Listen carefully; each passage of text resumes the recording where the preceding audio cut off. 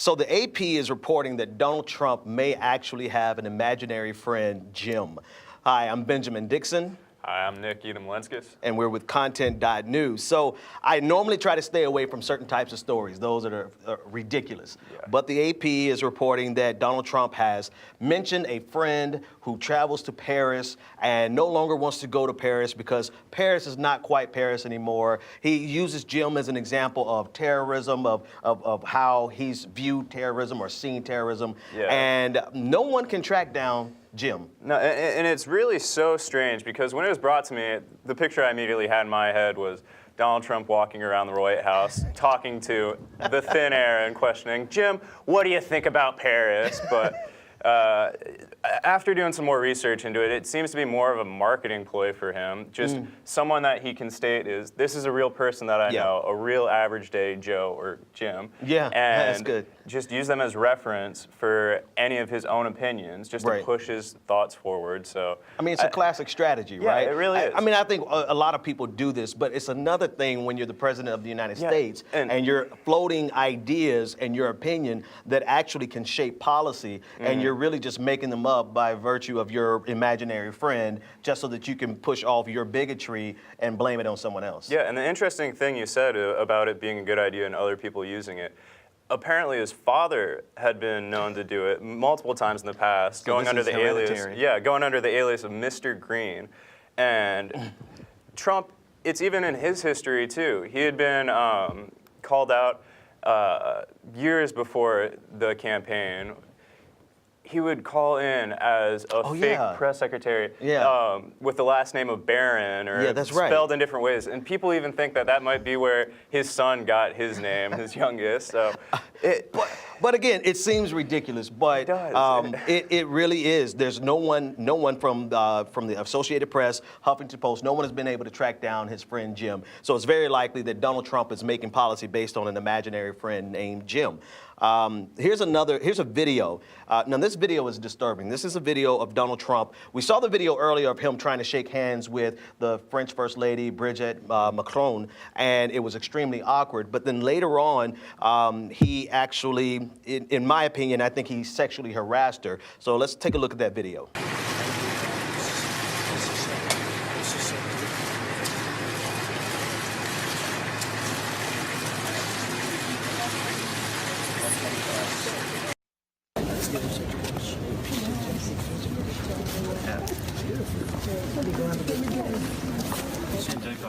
I mean, it's disturbing. Like, this is what he says. He says, "You're in such good shape. She's in such good shape." And you know, what do you think? Well, just to start off, the whole handshake thing. You know, you can understand kissing each other on the cheek, but the way he grabbed her and held on to her, you know, and if you look at it closely, he goes in for the handshake, misses it, and immediately grabs her. So that's a little off in the first place. And then afterwards, when he's saying she's in such good shape, he's not saying it directly to her. It seems like his own inner monologue that just let slip out. Yeah. So and what's interesting is that that his wife is really, he says it directly to his wife about her. And I'm sure people are going to use that to say, well, he was talking to his wife, so clearly it wasn't meant as sexual harassment. But you have to understand who Donald Trump is and his history and what he does. Most recently in the Oval Office, he harassed the Irish reporter in the same way, talking about her physique and her smile. And so I think anyone on the outside looking in clearly knows what this is and can see it for what it is. It's Donald Trump's perversion coming out, and it's his propensity to sexually harass women coming out. Yeah, it's just things that don't need to be said. He just lets it all flow, and that kind of mental indiscretion for what he just lets out. This is the man who is in charge of the most powerful free country on the world. Well, free. But and this is where it's gotten. And it just seems to slip further and further away every day from something that actually makes sense. I can't believe this today. I can't. When he's talking to saying, "Oh, she's in such great shape," maybe he was actually talking to Jim there. That's good. Yeah. That's good. But no, seriously, I mean, I think it's a serious issue, and I think, you know, and we can't speak on behalf of women, but women who look at this, they recognize this immediately for what it is, right? It reminds me, they try to blame it on locker room talk, but it does remind me, like you go into... It doesn't matter whether it's locker room talk Exactly. or not. This is the leader of the United States, and he's setting such a poor example. Absolutely. Absolutely. Not only for other world leaders, for just anyone watching, anyone who wants to seem like a professional business person. And Trump came into office on that alone. Yeah. His idea of being, oh, I'm so professional, I know how to run businesses in countries. But that's how I think for so long he's never been corrected. It's a vice of being wealthy and everyone saying yes to you and no one saying no to you. And so he's not used to being the president of the United States, where every step is legitimately scrutinized. And this is what he reduces down to. Now, the most absurd video is the next one, where he actually blames Loretta Lynch and the Obama administration for his son taking the meeting with Natalia Veselnitskaya. Take a look. As far as my son is concerned, my son is a wonderful young man. He took a meeting with a Russian lawyer, not a government lawyer, but a Russian lawyer. It was a short meeting. It was a meeting that went very, very quickly, very fast. Two other people in the room, I guess one of them left almost immediately, and the other one was not really focused on the meeting. I do think this. I think from a practical standpoint, most people would have taken that meeting. Somebody said that her visa or her passport to come into the country was approved by Attorney General Lynch. Now, maybe that's wrong. I just heard that a little while ago, but it's a little surprised to hear that. So she was here because of Lynch. So, again, I have a son who's a great young man. He's a fine person. So, two things out of this video. Number one, he refers to his grown son as a young guy.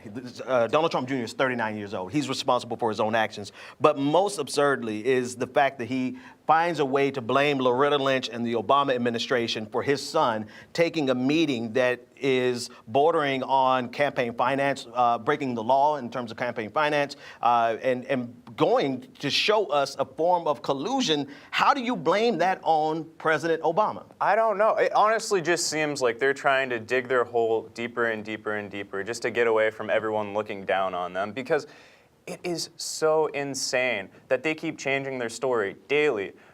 You know, first it was about orphans. And adoptions. Adoptions, yeah. And then it was about the Magnitsky Act. And then now it leaked with the emails coming out where it directly stated that he was going with the intent to get damaging information on Hillary Clinton. And it's most amazing to me that he doesn't even know how the government works. He's talking about Loretta Lynch issuing this visa, but Loretta Lynch was the Attorney General, not the State Department, not a part of the State Department. But I digress. And he's still stuck on the election. He's still regurgitating things from the last election when he's the president of the United States. Yeah, I think he was just so transfixed on the whole campaign because that was the one thing he did well.